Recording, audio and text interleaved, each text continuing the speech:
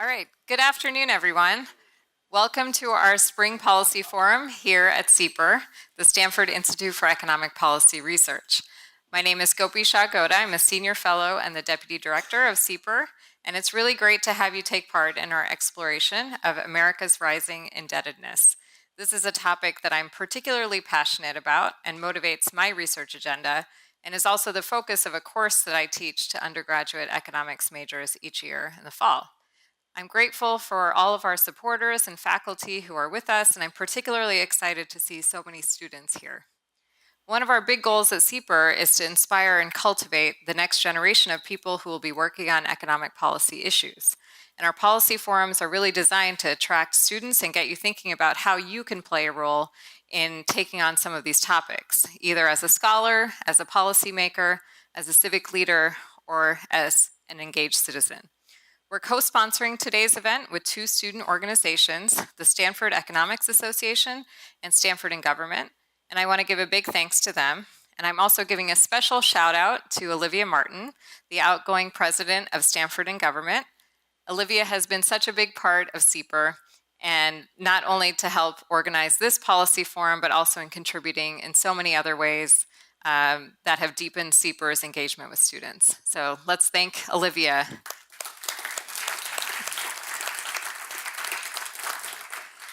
Our policy forums in the past couple of years have focused on topics you've really cared about, like education, immigration, housing, and California's budget. And today we're zeroing in on two aspects of debt in the United States that will likely have a direct impact on all of you: the federal deficit and student loans. Okay, so this is what to expect from the rest of the day.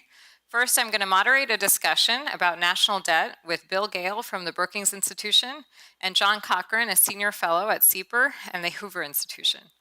We'll have a Q&A and then move into a reception and a mixer where we really want to hear from the students and get some good conversations going. And Olivia will tell you more about that later on. We'll then grab dinner and sit back down for a discussion on how to tackle the policy questions swirling around student debt. And Mark Duggan, the director of SIEPR, will be moderating that panel, which features Leslie Turner, an assistant professor of economics at Vanderbilt, and Kristen Blagg from the Urban Institute. There will be another Q&A after that, and we're aiming to have the evening wrapped up just before 8 o'clock. But don't go rushing out of here, because apparently there are ice cream sandwiches for everyone to take on their way home, or they can enjoy it here and keep on talking.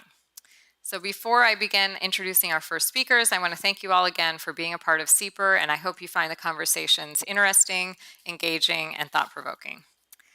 So I'm happy to welcome Bill Gale to SIEPR. Bill received his PhD from Stanford in 1987 and studied under the same two advisors that I did as a PhD student, Michael Boskin and John Chauvin. And I think that makes us academic siblings of some kind. So Bill is the R.J. and Francis Miller Chair in Federal Economic Policy and a senior fellow in the Economic Studies program at the Brookings Institution. His research focuses on tax policy, fiscal policy, pensions, and saving behavior. He's co-director of the Tax Policy Center, a joint venture of Brookings and the Urban Institute. He's also director of the Retirement Security Project. Bill is the author of Fiscal Therapy. I see a lot of copies floating around right now. Curing America's Debt Addiction and Investing in the Future, and has co-authored several other books. His research has been published in several academic journals, and his op-eds have appeared in media outlets including the Financial Times, the New York Times, the Wall Street Journal, and the Washington Post. Bill has been with Brookings since 1992. He was also an assistant professor in the Department of Economics at UCLA and a senior economist for the Council of Economic Advisors under President George H.W. Bush. I'm also happy to welcome John Cochrane, who will be joining Bill at Bill's request on the panel. John is the Rosemarie and Jack Anderson Senior Fellow at the Hoover Institution. He's also a research associate of the National Bureau of Economic Research and an adjunct scholar of the Cato Institute. Before joining Hoover, John was a professor of finance at the University of Chicago's Booth School of Business and earlier at its economics department. He earned a bachelor's degree in physics at MIT and his PhD in economics at the University of California at Berkeley. He was a junior staff economist on the Council of Economic Advisors. John's recent publications include the book Asset Pricing and articles on many topics such as the dynamics in stock and bond markets, the volatility of exchange rates, and the term structure of interest rates. His monetary economics publications include articles on the relationship between deficits and inflation, the effects of monetary policy, and the fiscal theory of the price level. John is a frequent contributor to the Wall Street Journal, Bloomberg, and other publications. He also maintains, I love this name, the Grumpy Economist blog. Please join us in welcoming both to SIEPR, and I'll welcome Bill to the podium to kick off today's panel on the federal debt.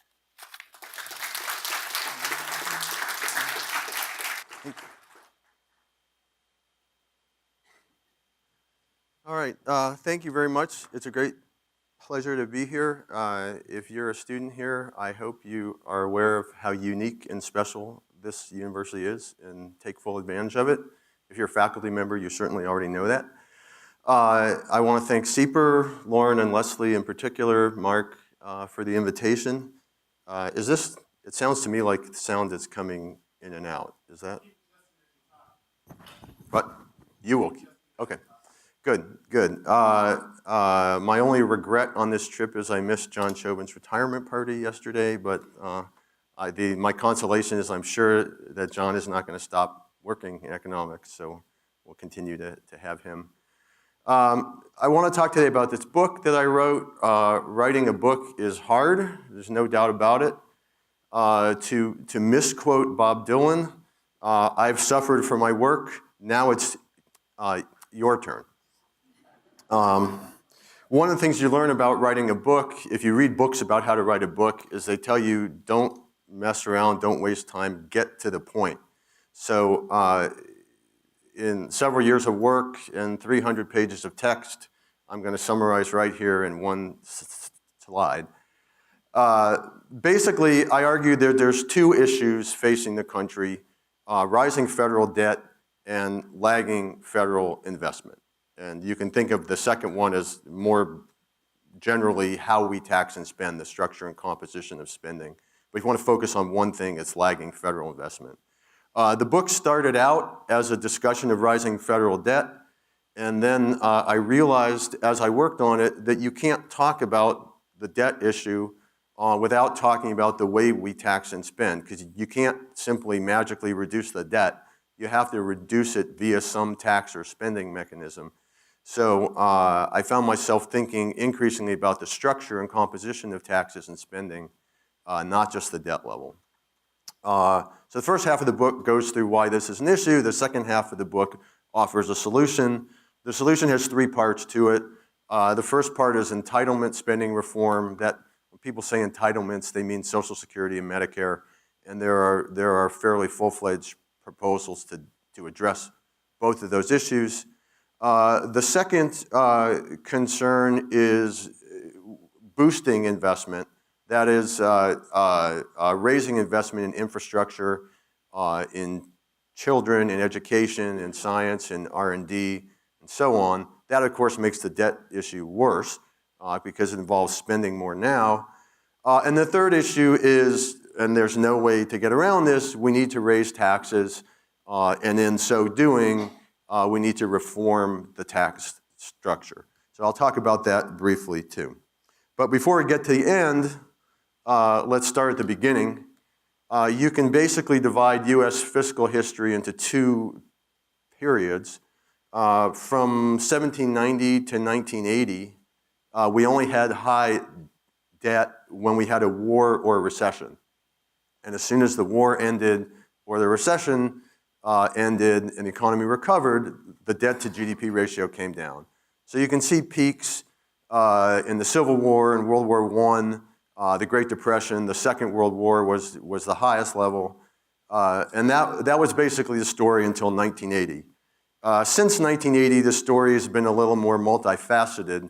Reagan came in 81, cut taxes, raised defense spending, which raised the debt, raised the deficit and the debt. Another thing that Reagan did, which is probably underappreciated in terms of history, is that the 81 Tax Act indexed the income tax for inflation. In the past, or before that, in the 60s and 70s, when inflation was high, that would automatically raise people's tax liabilities because it boosted their income, their nominal income. The 81 Tax Act indexed it and took away that automatic stabilizer, that automatic revenue increase. So Reagan's tax cuts and defense spending put us on this upward debt path. Then there was an amazing 15-year period, and I say amazing in retrospect, because the two sides worked together on a whole variety of things: Social Security reform, tax reform, several budget acts that were bipartisan in nature. One wasn't, but all the others were bipartisan. And they brought the debt back under control. By the turn of the century in 2000, things were not looking bad. And I say that as a fiscal hawk. Then Bush came into office, cut taxes, raised spending on the military, raised domestic spending, created new entitlement. Then the Great Recession hit, revenues dropped dramatically, and you can see things took off. So the Great Recession is more like the historical episode of debt and war and recession. So that's where we've been. Where we're going is this projection that I've done. For 20 years, I've done these shadow budget estimates with Alan Auerbach at a small college across the bay.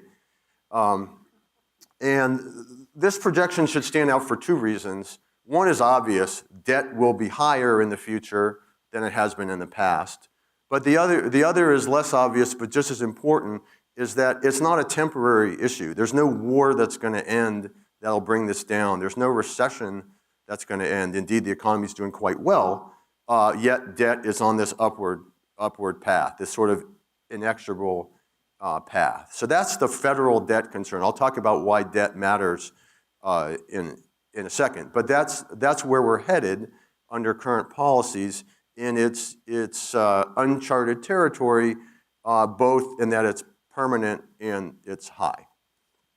All right. So people look at that earlier graph and they say, well, that's 30 years out. A lot of things can happen in 30 years. And a forecast is just a forecast. But you don't have to look out 30 years to see there's an issue with fiscal policy.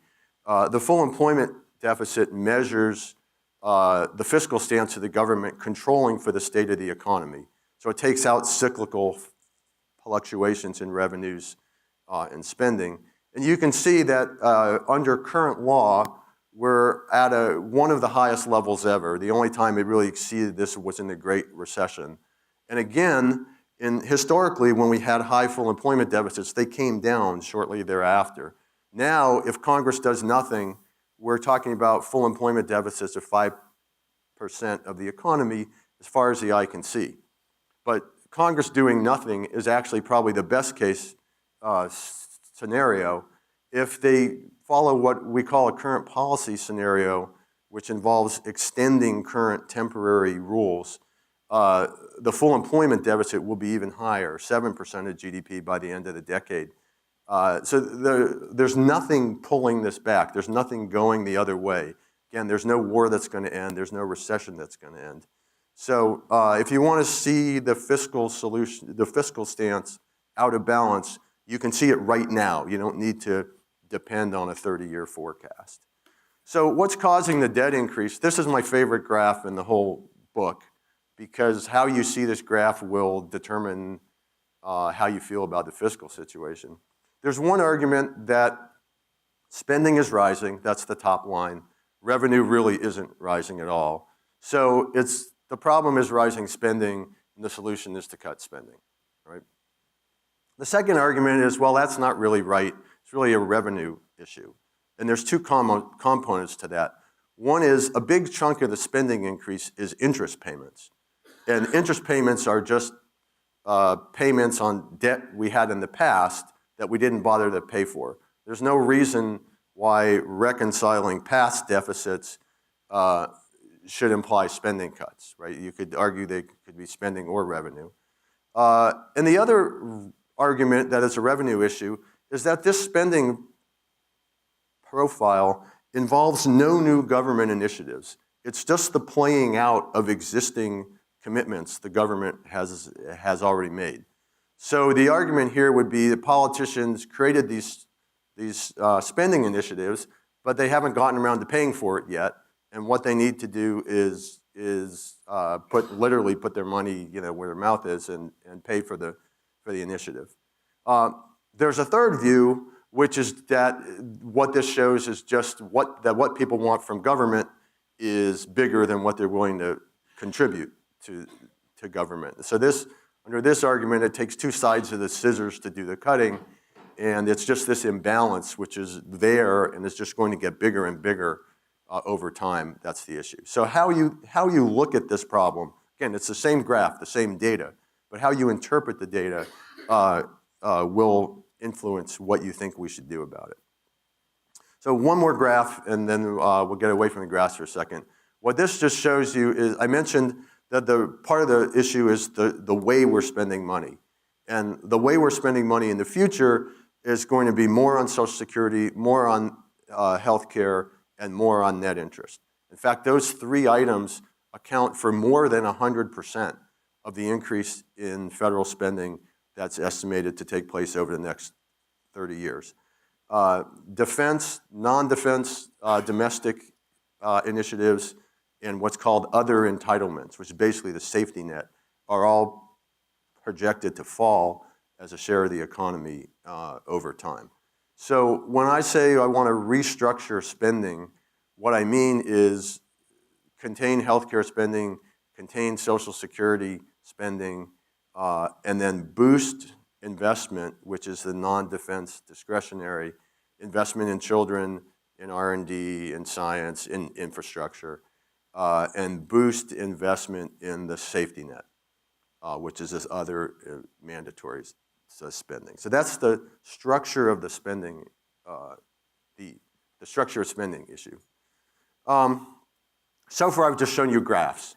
Let's divert briefly into economics. I want to be sure not to associate myself with the view that all debt is bad. All right, it's certainly not the case. We don't need to go to zero debt. I'm not making a moral argument against debt. In many cases, debt is extremely helpful. If the government's financing investment, if the investment is a good one, there's an argument to finance it with debt because the investment will bring returns in the future, which will help pay back the debt. If the government is fighting a recession, there's an argument that you can boost the economy through stimulating aggregate demand, and that would be another potentially good use of debt. But I want to be clear, those good uses are not what's happening in the forecast. What's happening in the forecast is debt and deficits are going up, and it's being used to finance old age consumption, Social Security, and healthcare. And that will be an issue in terms of the long-term economic impacts of it. So there's two kind of long-term impacts to think about, and the way that I think about it is based on is consistent with if you remember your freshman English, Hemingway's book The Sun Also Rises. One character asks the other, "How'd you lose your wealth?" And the second one says, "2 ways, gradually and then suddenly." And that's basically how debt can work. I want to talk about the sudden scenario first because I want to basically rule that out for the U.S. for the foreseeable future. The way the sudden scenario works is something happens that causes investors automatically to change their views, pull money out of the country, interest rates spike, capital leaves the country, the economy goes into recession. This is what happens in Argentina or Venezuela or countries like that. It's not going to happen in the United States anytime soon. We have debt in our own currency. We're the world's reserve currency. And if you look at the numbers, we can literally pay back the debt for decades.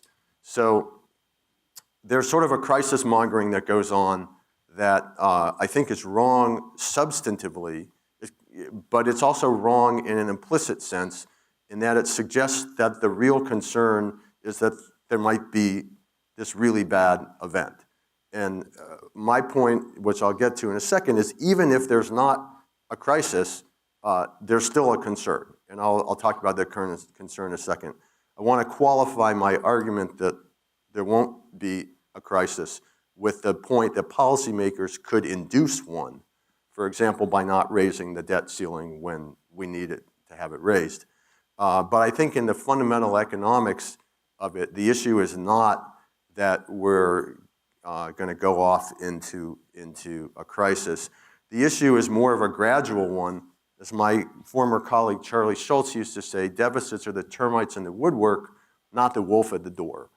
And what he meant was they just gradually eat away at the capital stock. If deficits raise interest rates, that will generate lower investment, which will be lower future output in a typical crowding out manner. If instead deficits generate capital inflows, if they don't boost interest rates, they'll generate money borrowing from overseas.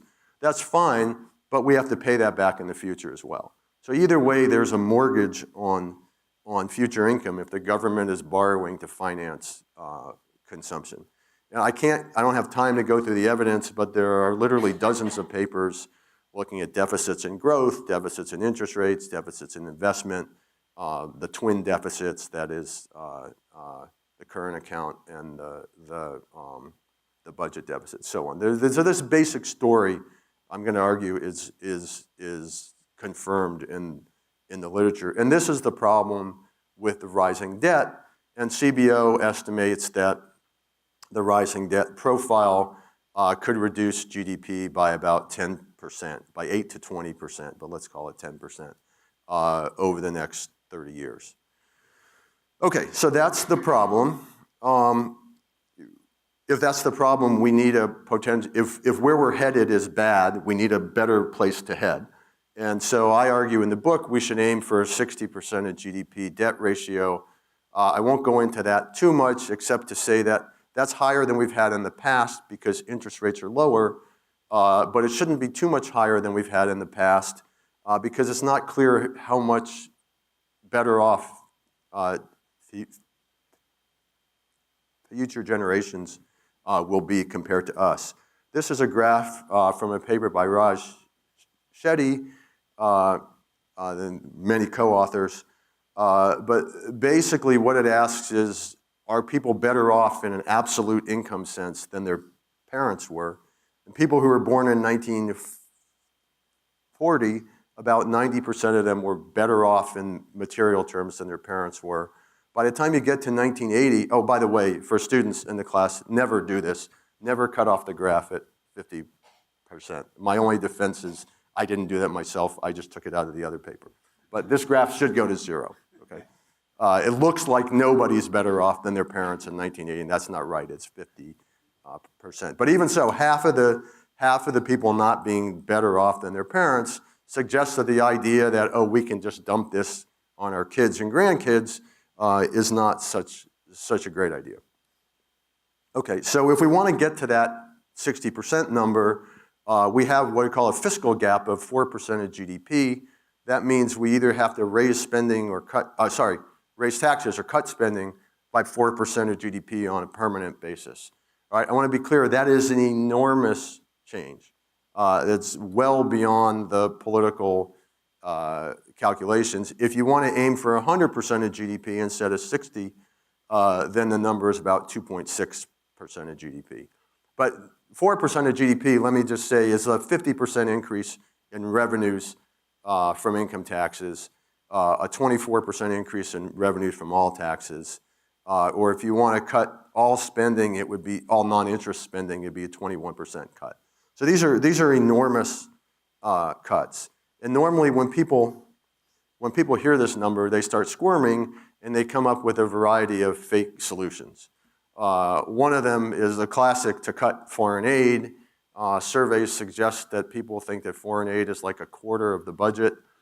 In fact, it's less than 1% of the budget. In 2012, Mitt Romney said he was not going to finance Big Bird with debt from China. All right, that's probably like 3-4 decimal points in the percentage. It's just not where the money is. The money is Social Security, Medicare, defense, and interest, which collectively are 70% of all spending and actually will go up higher in the future. So if you want to cut spending, you've got to talk about Social Security and Medicare. The second fake solution is inflation.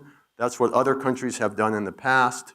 The problem with that is our long-term debt is Social Security and Medicare, and that's indexed for inflation, so we don't gain anything there by inflating the price level. Growth will help, but it's remarkable to me how little it will help the situation. More growth will generate more revenues, of course, but it also will raise interest rates. CBO estimates that if the growth rate is 1/3 higher than they forecast, it'll only cut something like 1/6 out of the debt to GDP ratio. So that's not going to work, and it should be obvious that we can't cut taxes as a way of raising fiscal sustainability. The broad-based tax cuts reduce tax rates, and that's an unfortunate fact. So what should we do? I want to go through these three sets of proposals, very high level. Healthcare, there are a variety of things where I think we can cut healthcare spending without damaging medical care that much. Increasing competition in Medicare, reforming the way we pay providers, and letting Medicare negotiate on pharmaceuticals, not just the price level, but the formulary itself. Our CBO and others estimate this could save us significant amounts of money. On Social Security, I was a member of a commission a few years ago at the Bipartisan Policy Center. We came up with a Social Security plan that we had a very wide range of political viewpoints on this plan, and we're able to agree on the plan. I don't love every single feature of it, but it's sort of like if we can all agree, I will go with this. Basically raises the retirement age, fixes how Social Security indexes inflation, raises the payroll tax cap, which has covered progressively less and less of aggregate wages over the past 30 years. And it makes some other changes. If you raise the retirement age, that's the equivalent of cutting benefits. And so you want to take special care of low-income workers and people who have physical jobs and can't work longer. Or for us, it's easy to work to 70 or whatever. We're sitting at a desk.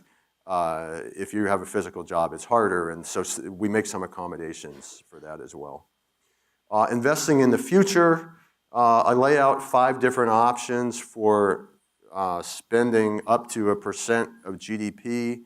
That's about $200 billion a year, so it's a major new investment.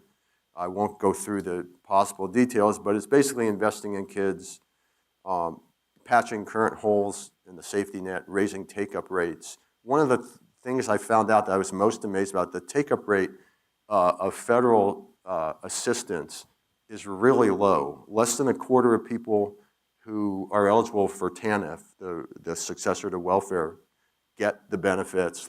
Same with heating and energy and housing assistance. So if we can just get the benefits to people who are already eligible, we could do a lot of good.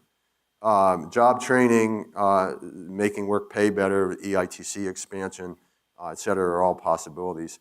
Then infrastructure and R&D, I think, is a crucial investment. My favorite anecdote in doing this research was I found out that in some localities, Domino's Pizza has collaborated with local governments to fill potholes so that their drivers can get pizza to your doorstep more safely.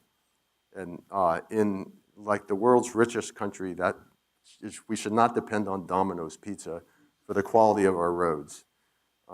You can debate whether we should depend on them for the quality of our pizza. They should certainly not be involved with the quality of the roads. So I want to invest 0.5% of GDP and double federal R&D activity. Okay, so far this may sound pretty good, Now we get to the hard part, which is raising taxes. What I want to do is first tell you what the proposals are, and then talk about why I think they're a good idea. The way to think about tax policy is there was a Woody Allen story from many years ago about two people at a resort in the Catskills. One of them says, the food is really bad here, and the other one says, yeah, and the portions aren't very large. And that's kind of how it is with our taxes. The taxes we have are not that good, and we don't have enough of them. So what I want is not just more taxes, but better taxes. I want to just tick through this. Carbon tax has been discussed endlessly. Value-added tax is a tax on consumption, so it will not distort saving investment. Business taxes, I would like to see us repeal the pass-through provisions from a couple of years ago and convert the corporate tax to a cash flow tax, which means the effective tax rate on new investment would be 0, which would then allow us to raise the rate a little bit and capture windfall gains and rents and excess returns. Personal taxes, I won't go through all of it, but basically it's closed loopholes that high-income households are availing themselves of. And there's one proposal that I mentioned in the book that in passing, but since I've written it, I want to emphasize it more, and that is IRS funding and enforcement. The IRS, the tax gap, the amount of taxes that are not paid in the country is about $600 billion a year. It's 3% of GDP. The IRS budget is about $10 or $12 billion a year. We could raise a significant amount of money if we empowered the IRS to enforce the tax system. All right, so why do I have these things? Well, the obvious thing is revenue. The second is efficiency. So with revenue, efficiency, and fairness are the three things we often think about in the tax system. We often think about them separately, but as revenue goes up, it's even more important that the taxes be efficient and that they be fair. If you have a small tax, it really doesn't matter that much. But if you're talking about raising taxes to historically high levels, which I am, you need them to be efficient. I argue in the book that these are relatively efficient alternatives to the current system, or additions to the current system. And it's one of the key elements in the income tax reform is that we raise taxes on high-income households. And the reason it's important to do that particular thing is that's the only way to get high-income households to share in the fiscal burden, right? You can't cut spending and expect to impact high-income households. So the only way to do that is through the tax system. So those are the proposals. This is the same graph you saw earlier, the three lines of spending and net interest and revenues. And then the bottom line shows what the deficit would look like under the baseline. Under the proposal, non-interest government spending would stay about the same. That is, a reduction in Social Security and Medicare would be funneled into investments in kids and infrastructure and R&D and all that. Total spending, however, would come down a lot, and that's because net interest spending would come down. And the reason net interest spending comes down is because revenues would rise substantially. All right. The effect on the deficit would be to bring it close to 0. It's not 0. A balanced budget in economic terms is not our goal. Our goal is a sustainable, stable debt level. So in terms of the debt to GDP, it would come down to about 60% is what I said. It's actually 57, but if anyone told you they got it exactly to 60.0 in 30 years from now, you should be extremely suspicious. So 57 is close enough for government work. What are the effects? This would raise growth. This is my view, but the Penn-Wharton budget model also estimated that it would raise GDP by about 7 to 8% over 8 years. I believe it would strongly reduce inequality, increase mobility. It's a combination of the tax and spending issues, initiatives, and I just want to plug it in the sense that there are some advantages to this. I actually specify the changes. I use third-party estimates. I don't appeal to growth as a way of balancing the budget, although I believe it will raise growth.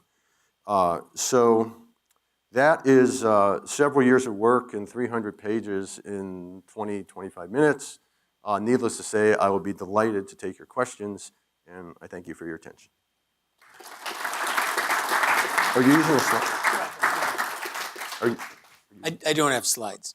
I decided to put myself to the test. Could an academic get through a 10-minute discussion without slides? We'll find out. Thank you. I think I was supposed to come up and disagree, and I'm not. Well, I'm going to disagree on matters of emphasis more than anything else. First of all, and why is this a problem? I disagree on the amount of emphasis there. Let me appeal to the students especially. Why should we worry about deficits? Interest rates are absurdly low right now. It's a great time for the government to borrow. Let's borrow money and do all sorts of great things with it. Now, I think the three problems we talked about, the Keynesian crowding out, the debt crisis, and the eventual what happens in 50 years. Bill said it can't happen here. I do think this suddenly can happen here. It's a great mistake Americans make to say, well, horrible things that happen in other countries can never happen here, and they can. We're no different than Argentina, except we haven't gone quite down that path as far yet. So this is important. If we're going to wake up and worry about debt, I want to offer Bill some, you got to get the audience upset about death too, but death, taxes, debt, we're all in there together. I think suddenly can happen here, and this is a good reason to worry about debt. How does debt work? When do you get in trouble with debt? Imagine you're a couple in 2005, and you say, oh, interest rates are low, just as people are saying interest rates are low for the federal government now. Let's get that 15-year adjustable rate mortgage with the teaser rate. Home prices are always going up. This is a great deal, honey. Let's do that. We all know how that turned out. 2008 came, the home prices went down, the interest rates on the teaser loan went way up, and the couple goes bankrupt. That's the trouble with debt for our federal government as for houses. Debt crises can come, even to the US. They come, nobody thought that a European country would have a debt crisis, and it came to Greece and nearly to Italy. It may still come to Italy. Debt crises do not come slowly and predictably, the slow rise of interest rates and the crowding out and so forth. Debt crises come swiftly and unexpectedly in the middle of the night. Let me try to make the scenario vivid. What could happen? Well, you need bad stuff to happen. Suppose there's a global recession, another financial crisis, and our government wants to bail out Wall Street again and stimulate. We need $3 to $5 trillion money stat. Our federal government has taken up a lot of contingent liabilities, student loans. State and local governments, including Californians, have made pension promises they cannot keep. Those are all going to go under, and you bet when they go under, the federal government is going to bail those out, not let a whole bunch of registered voters lose their entire livelihoods. Imagine that China, who knows who owes what in China, Italy goes under, and the world is selling treasuries. Imagine that we've stumbled into another little war, and we want to borrow another $3 trillion. And on top of that, our government every year has to borrow $7 trillion of new debt to pay off all the old debt. So we go to bond markets in a recession, a financial crisis, and say, give us, $10, $15 trillion now. There comes, and what's the business plan, say investors? How are you going to pay us back? The answer to that is, next year we'll go borrow some more money from some other people to pay you off. We roll over short-term debt. Sooner or later, as they did to Lehman Brothers, bond markets say no. And that is a horrible event. Roughly, what happens to us is what happens to Greece. And Bill said, yeah, we can print our own money. Great, a massive hyperinflation. That's not exactly a pleasant thing to think about. There's no Germany to bail us out. If it was just the couple in the 2008 losing their house at best. The best scenario here, aside from the massive financial conflagration of a US debt crisis, is that we're simply out of fiscal ammunition. There's no fiscal space, and we're not going to be able to fight that war, and we're not going to be able to bail out those banks, and we're not going to be able to make good on mortgages and the rest of it, and a massive economic crisis in the US. It's not likely tomorrow. You need to start with a big global recession. But we live in California, and I feel like the guy who says, there's earthquakes here occasionally. When I came here, I bought a house, and I asked about earthquakes, and the real estate agent said, don't worry about that. But the last one was, 1986 or so. Earthquakes are over. Well, if you don't worry about earthquakes in California, even though we haven't had one in a while, you're not So I think that's more likely. The raising interest rates and crowding out is not a salient argument. And I think, you look around and we're borrowing like crazy, and interest rates are absurdly low. Japan has 200% debt to GDP ratio and can't get its interest rates into positive territory. We live in a global financial market, so we don't rely on domestic savings in order to finance domestic investment. I think it's a valid argument, but not one that's really salient. And it also, that kind of danger is one that you can see coming and do something about, whereas the crisis is one that you can't. The alternative, which even if we don't have a financial crisis, where we will end up is where many countries end up, is chaotic cuts to our social programs. When the time comes that you're not able to borrow more, the federal government's really getting into its borrowing trouble, even without a financial crisis. What happens in Brazil, what happens in Russia, what happens around the world is you say, well, we're cutting Social Security 50%. And to people who have counted on that for their livelihoods, that's not good. So debt is, I hope debt's a problem, and I have a slightly different view of which problem is likely to happen, but it's a problem. Now, how can we get out of this? As Bill mentioned, default or inflation will not solve the problem for the US. The problem is our future promises, not today's debt. We have 20 trillion of debt.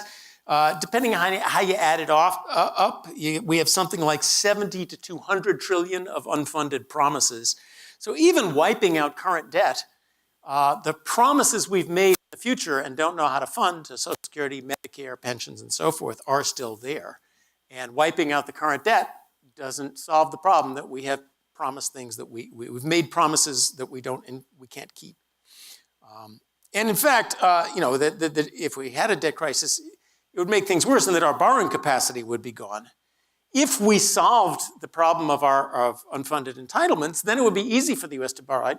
The graph showed you we paid off the World War II debt because we had a business plan to do it. We ran a lot of surpluses in the 1950s and 60s. So if the promises are fixed, then the debt problem is gone because even 100% debt to GDP you can pay off over 40 or 50 years.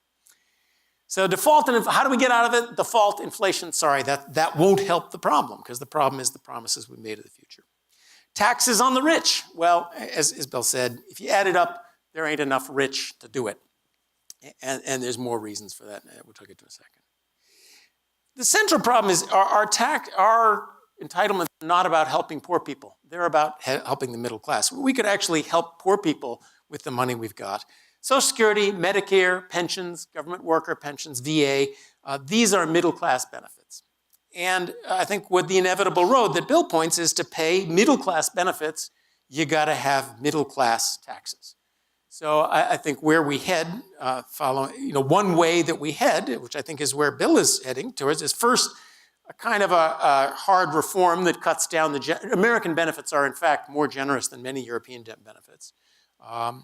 So we end up with as I'd like to put it, a German welfare state with French taxes and Italian growth rates.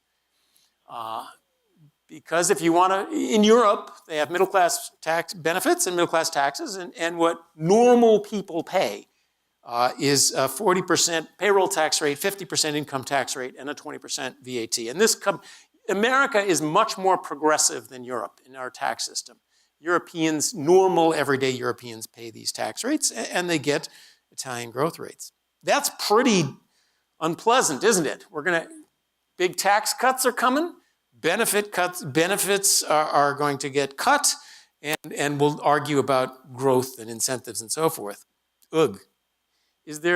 And doing this will fund the greatest intergenerational transfer forever. So who's going to get Social Security, Medicare, and so forth is people our age and older, and who's going to pay for this is you guys, and good luck seeing any Social Security benefits when you retire. Is there not a way out? Can we not, as Captain Spock did, reprogram the simulation? I think the answer is yes. And here again, I'll disagree with Bill. I think the answer is growth, and the only hopeful answer is growth. There's nothing like economic growth to solve this problem. Suppose we add one, the problem is a 20, 30-year problem. It's not a tomorrow problem. So suppose we add 1% to GDP growth and let it do for 60 years. In 60 years, that's 65% more GDP. That's 65% more tax revenue with no changes in the tax code, no changes in benefit cuts, no nothing. 65% more revenue. There's nothing like this in the wildest dreams of Bernie Sanders or Elizabeth Warren as far as raising taxes now. You can't get 65% more revenue out of the US economy. There's nothing like that in, I was gonna say, try to find some Republican cost cutters, but they don't seem to be any of them left. But there's nothing like that in what used to be Republican cost cutting plans. 65% more is what you get out of growth. So I think growth is the only hopeful answer. Now, where do you get growth from? The biggest piece of evidence here, Bill was saying growth isn't gonna help. Let us look across countries. How much more could we get by higher growth? Now, if you look at, the US is about 20, 30% better off than Europe, GDP per capita. We're 7 times better off than China in GDP per capita, closer to 10 times better off than India. There are vast differences across countries. Well, is the US free market nirvana achieving the best possible GDP? I don't think so. So if we did the things, if we cleaned up the US economy as much as we are cleaner than Europe, we get 30% right there. There's big numbers to be achieved out of growth. The problem is growth in the end comes from one place, productivity. How much can each person produce per hour? Productivity comes from one place, innovation and disruptive competition. The problem with growth is everybody hates it. The left hates it because it leads to more inequality. The right hates it because it leads to, well, more inequality. The sort of Trump voters get left behind. Businesses hate it because it disrupts their business models and their profits. Unions hate it because it disrupts their steady way of life. Everybody hates growth, yet in the end, growth, disruptive competition, productivity-raising growth is the only reason you and I are not out hoeing potatoes today and instead enjoying this discussion. Now how do we get growth? What that means is that every part, what is the debt solution policy mix? Well, you might not have thought that deregulation, zoning, bank regulation, free trade, occupational licensing, education reform are all part of how to fix our debt and social programs, but they are. That's where growth comes from, getting the sand out of the gears in the entire economy. Immigration. We have people who want to come to the US, work, start businesses, pay taxes, and we tell them no. Well, that's not going to help economic growth. Fundamentally get out of the way. When you look across countries, the thing that lines up with growth is not economic stimulus, it's not government programs, it's the ease of doing business index. How well can you just get about the business of business? Taxes are part of it. Now here, I'm going to disagree a little with Bill as well. Bill said, you can't stimulate growth with taxes because we need the revenue from tax cuts. What we need is a growth-oriented tax reform, which is different than tax cut. The art of growth-oriented taxes is to cut tax rates without cutting taxes. Because the damage to economic growth is, the political is all about, do I pay more, do you pay more, what's fair, what's not.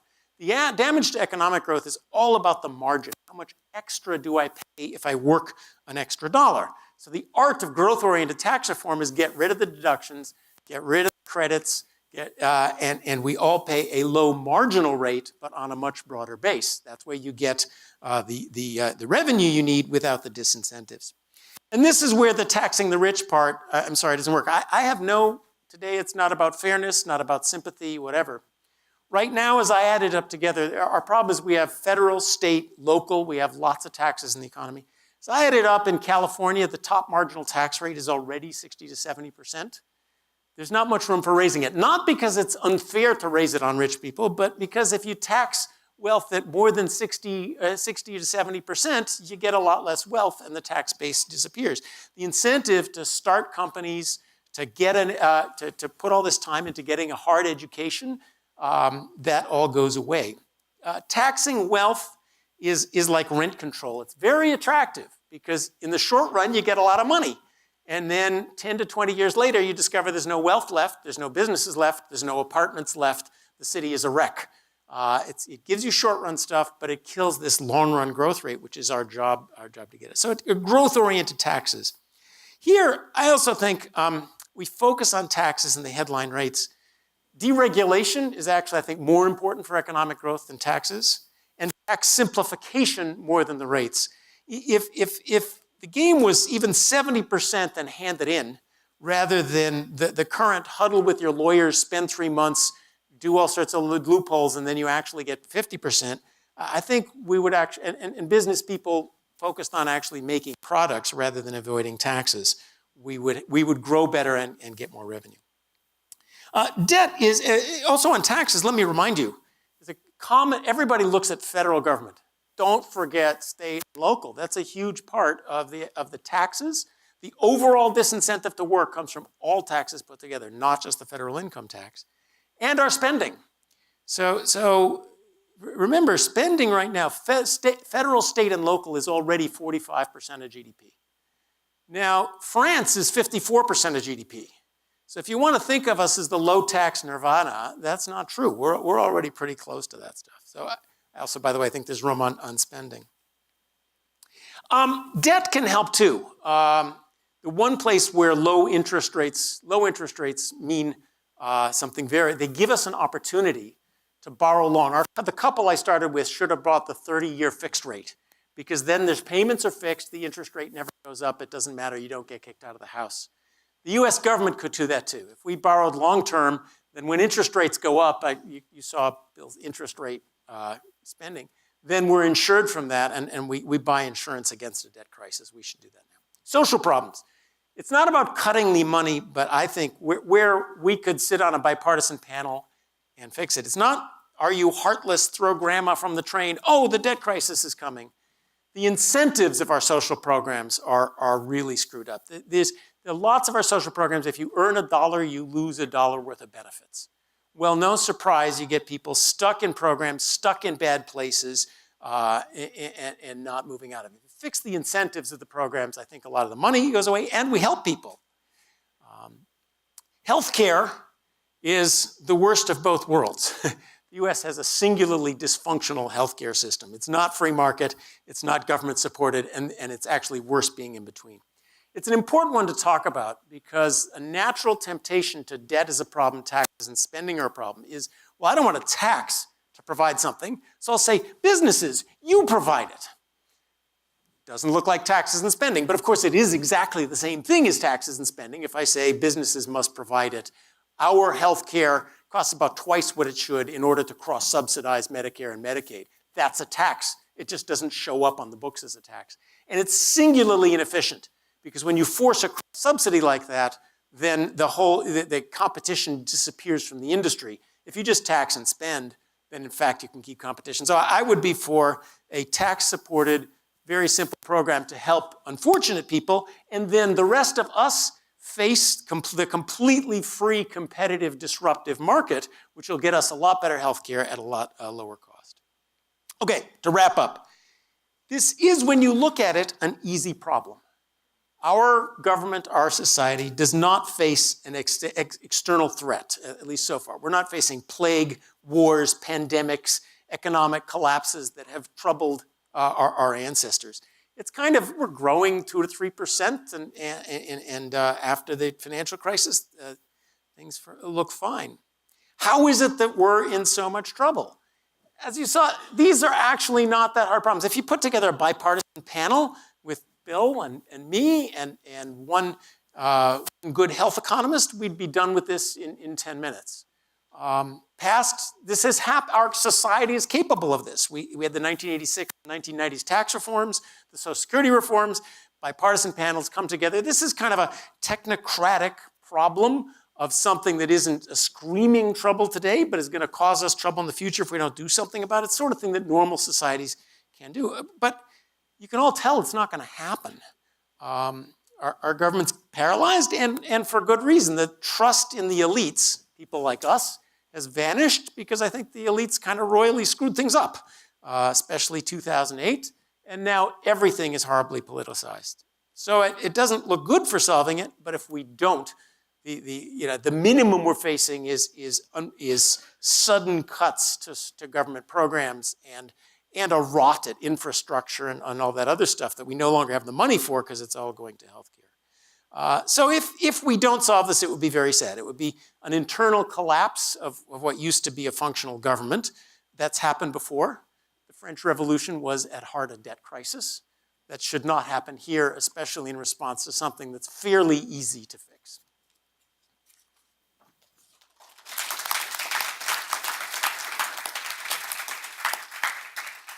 Well, so I just want to take a few minutes for my questions because I want to turn it over to the audience as soon as possible. And I am going to be calling on students. So students, prepare your questions. So can you guys talk about not your particular agreement about these kinds of things, but whether there is general agreement about the size and scope of the debt problem? So, and also whether that matters or not for our future. So I know we heard your perspectives, but how much of the lack of a solution is driven by disagreement about the scope and size of the problem? It's been a problem for a long time. It's been an issue for a long time. So I don't think current disagreement about the severity of the problem is the particular cause. It's the particular excuse for not doing anything right now. But let me answer your first question. I don't think there's a lot of debate about the path that we're on. If you look at 30 years from now, everybody who estimates these things, Alan and me, Committee for Responsible Federal Budget, CBO, everyone has the same debt path. There's uncertainty, of course, and there's sensitivity analysis, but everybody's line is going up. The disagreement is that exists is essentially coming from the left right now, left currently, who are arguing that because of low interest rates, we do not need to deal with the long-term debt problem right now, that low interest rates reduce the urgency of dealing with it. I think that's correct in a literal economic sense, but at the same time, we've got increased vulnerability to higher interest rates in the way that John was talking about, because our debt is so high already.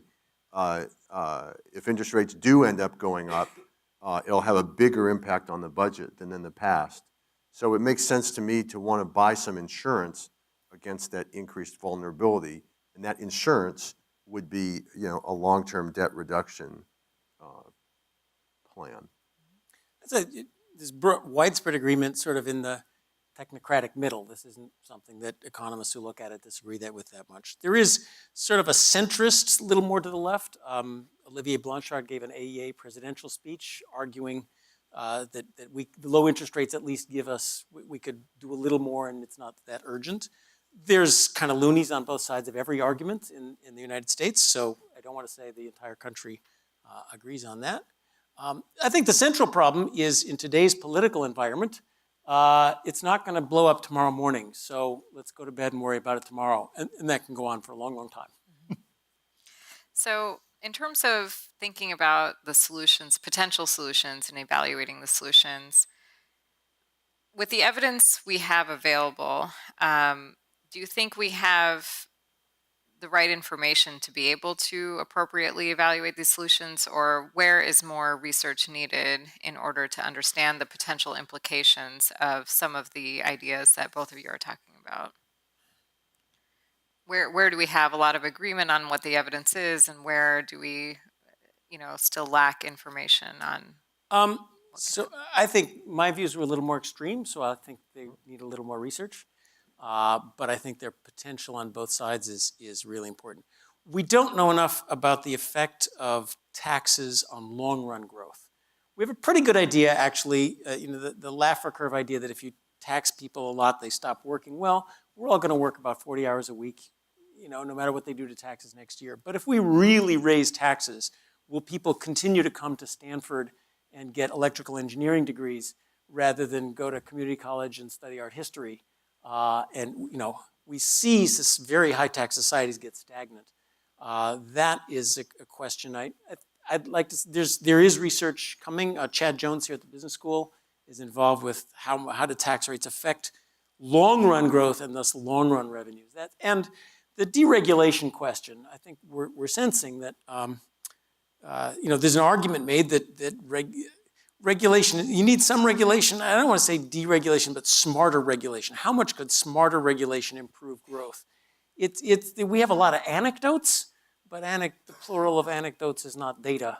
So how much could the U.S. really raise its long-term growth rate by letting more disruptive competition happen, by not protecting the taxi drivers when Uber comes in, that kind of thing? That's a key uncertainty. John mentioned raising the growth rate by 1 percentage point. I just want to be clear, that's an enormous increase in the growth rate. If we knew how to do that, we should do it, regardless of the debt problem. So experimentation on that frontier would be really important. I think on a lot of the programs, we kind of know the direction of the effect. We're not really clear on magnitude. But I think for example, a VAT is going to be less disruptive to growth than an income tax. A carbon tax corrects an externality in the economy, also saves the planet existence, which is eliminating negative growth. I think we know enough. We could always learn more. I think we know enough to relatively confidently propose changes. Mm-hmm. Okay. Well, I want to open it up to questions now. So I think there are mics roaming around, and yeah, right here. Hi, I'm just wondering on the point of growth as a solution to the debt.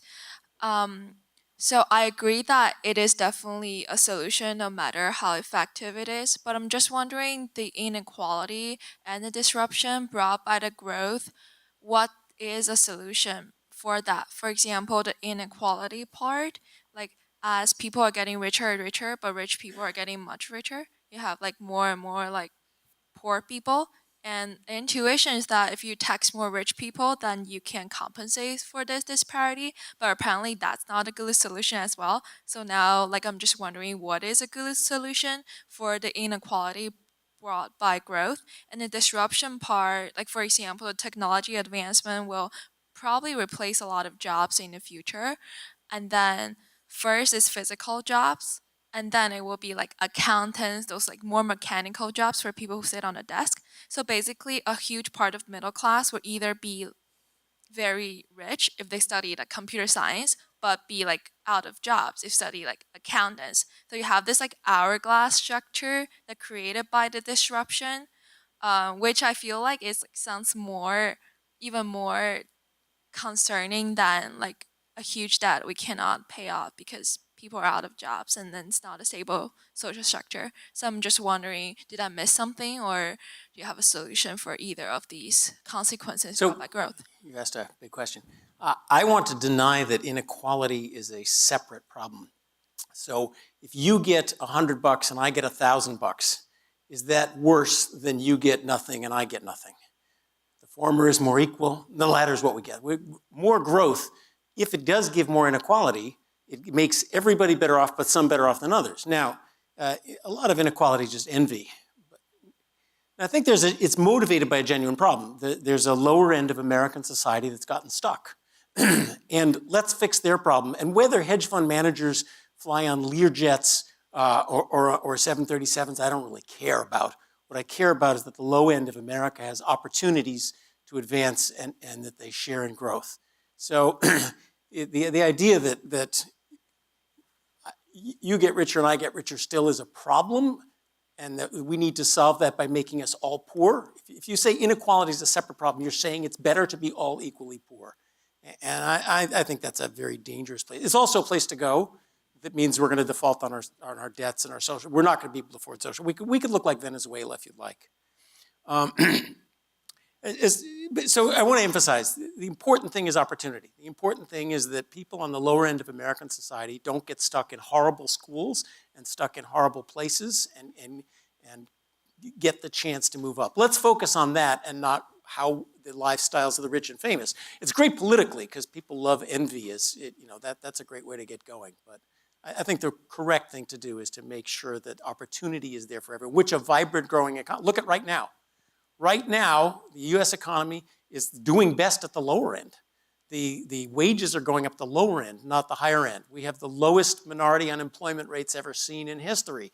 People are coming back out of Social Security disability. This is a classic example of how growth and not redistribution is helping the lower end of America. The jobs and AI thing, boy, have we heard this hundreds of times before. In 1900 in America, 70% of Americans worked on the farm. The tractor got invented. Now 2% of Americans work on the farm. Oh my gosh, 68% of Americans are unemployed. Didn't happen.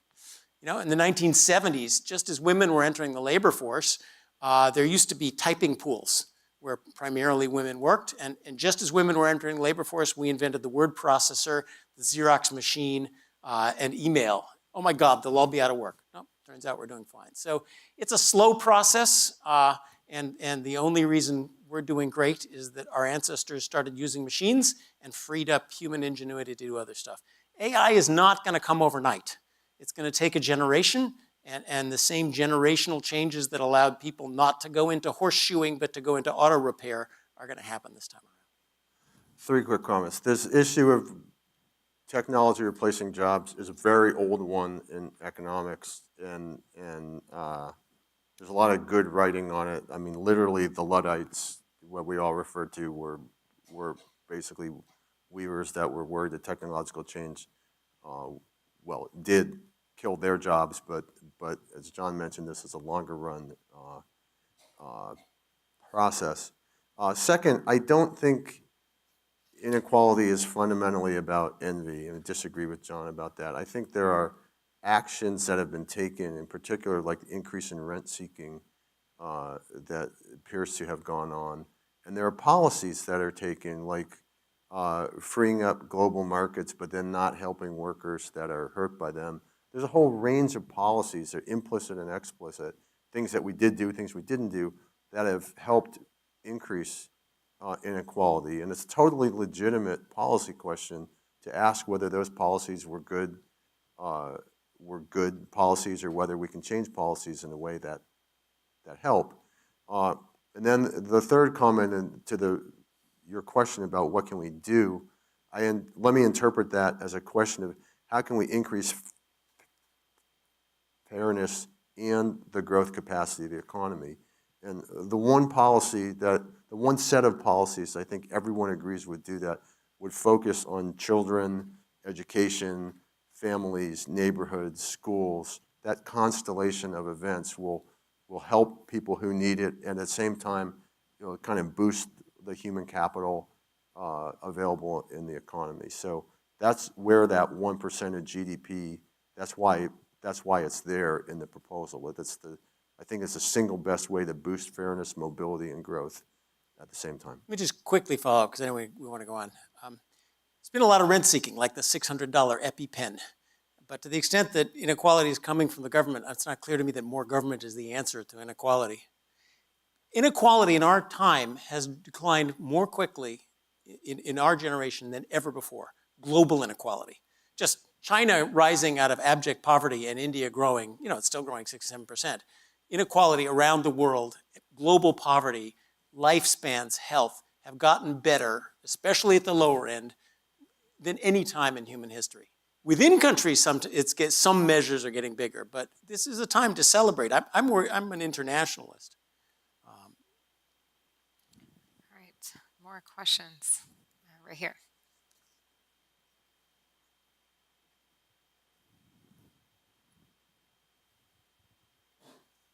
So, Bill Gale, in your book, you talk about the potential for some of the new international tax rules to be challenged at the WTO or to be questioned by our trading partners. And so I'm curious what you think can be done multilaterally to try and reduce earnings strippings and increase revenue. All right, so I'm not sure if everyone heard that. The question was about what can be done to coordinate international tax policy.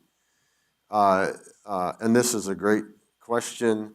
Let me take a step back real quick. The Tax Act in 2017 fundamentally changed the rules of international taxation. It didn't just raise rates or lower rates. It fundamentally created new definitions, new concepts that have literally never been implemented anywhere in the world. So we're in for a period of increased uncertainty in terms of international tax rules. I've been at conferences where people who were attorneys for Fortune 100 companies have said publicly they don't understand how the rules work, which is pretty shocking. Economists don't know the details of the legal code, but you'd expect these high-powered lawyers to actually know what the law was. So there'll be a period of unsettledness, and then in terms of how we can coordinate, I would say there's two models. One is you can coordinate actively the way OECD is trying to do with what's called the BEPS project, the Base Erosion Project, which aims to make sure that income is taxed once and only once across various countries. The other way is to cooperate by basically separating, by basically not doing anything coordinated. The destination-based cash flow tax, which Republicans proposed a couple of years ago, would essentially do that. That it basically ignores international transactions. Sales overseas are not taxed, costs overseas are not deductible. If every country adopted that, or at least if the major trading partners in the U.S. adopted that, there would be very significant international coordination with a minimum of actual tax detail. I would just like, so simplification and coordination already in the U.S., having to fill out 50 different tax forms if you're operating 50 different states is kind of silly, and across countries is worse. Tax competition, some of coordination though is let's all agree to raise higher taxes. It would be illegal if you were a company to coordinate on raising prices. Governments coordinate on raising taxes. Tax competition is very useful. Really, the reason we got a more sensible corporate tax is competition from abroad. Now, parenthesis, the right corporate tax is zero. The reason is corporations don't ever pay taxes. Every cent of corporate tax comes out of higher prices or lower wages. Done. So, and that's why it's been very useful to have lower, but the reason we've gotten lower corporate taxes, the reason we had it is, Europe, good old socialist Europe, was the first to cut corporate taxes, and that tax competition forced us to do it. Similarly, states are limited in how much damage they can do to their own economies because people can go to other states. So tax competition between the states keeps things somewhat reasonable between states. So I'm a little leery of let's just all get together and agree to coordinate our tax systems. The competition between governments is very useful on all sorts of dimensions. Do we have time for one more question? All right, so we'll go right here. I have two quick questions for Mr. Gale's proposal. The first being that you talked about $200 billion in spending, I think, for children's programs, infrastructure, human capital, which would raise the deficit by a fifth, basically, compared to its current size. It seems that we're already spending a fair bit of money in all those areas, so I wonder if you think that there are structural issues there that are also worth addressing. The recent bullet train in California being a good example. You put money in and don't see anything out of it for 10 years. And then a second question, one of the justifications that you gave for raising taxes was to make adjusting deficits more equitable. And you said that cutting spending will impact poorer households more. But since I think we're spending about $400 billion a year for Medicare and Social Security to households in the top two quintiles, I wonder what you think of means testing those programs for the old. All right, let me take the second question first. Thank you for both. They're very good questions. There's the Social Security proposals are essentially means tested with respect to lifetime income. So it's bending the benefit curve, reducing the I forget what's called, the benefit rate that high income households get. That's a big part, and boosting the rate for low income households because of the change in the retirement age. The Medicare proposals are in the book, are less means tested. They could, in principle, be more means tested, and that would then raise revenues, but it's complicated, and I didn't want to go there, and there are side effects. But that's the means testing. In terms of the spending programs, there's a variety of proposals, ranging from getting benefits to people who are eligible for them, which I mentioned there's a lot of the people who don't get. That would raise money. Anything like a universal child allowance, an affordable daycare policy, things like that are, I think the evidence shows, would be useful ways, productive ways to spend money. And you'd be surprised you can get to $200 billion quickly. It sounds like a lot of money, and it is, but you know, universal child allowances and things like that cost a lot of money. So if I could just add, this is one place I was going to disagree with a little bit. I can't think of any time in history that a major growth expansion has happened because of government investments in training programs or child programs or whatever, especially job training programs and education programs. You know, people get the education they need. Infrastructure is, you know, everybody wants more infrastructure, but the catastrophe in the US is the bloated cost of our infrastructure. I mean, $2 billion per mile to build a subway, 5 times or whatever it is what they pay in free market France to build subways. You got to be out of your mind. Now, there's reasons for this. There's regulatory reasons why building infrastructure. You mentioned the high-speed train, which actually didn't get built. If you cost it out, the proposed budget was going to be $300 million per mile. A lane of rural interest costs $5 million per mile. What went completely wrong in that thing? To say nothing of the delay on it. 10 years, and they didn't lay a single mile of track. The Transcontinental Railroad, they built it by hand in 4 years. So our problem with infrastructure is not money. It's just we've lost the ability to actually do it. Means testing and benefits, the world, Bill mentioned, it is an astounding fact that federal programs to help people, the percentages of eligible people who take them up are tiny, often in the 4 and 5% range. Bill was hopeful that more people would take them up, and you mentioned means testing. The hard problem of all of this is that they all contain a disincentive. If you mean test a program, that means every dollar I earn, I lose 50% of the benefits. If I take 3 programs like that, I have a 150% tax rate, and I never work again. The hard problem of all these programs is means testing saves money, but adds to the disincentives that leave people stuck in the programs forever. All right, I think we need to wrap up the panel. Thank you so much, Bill and John.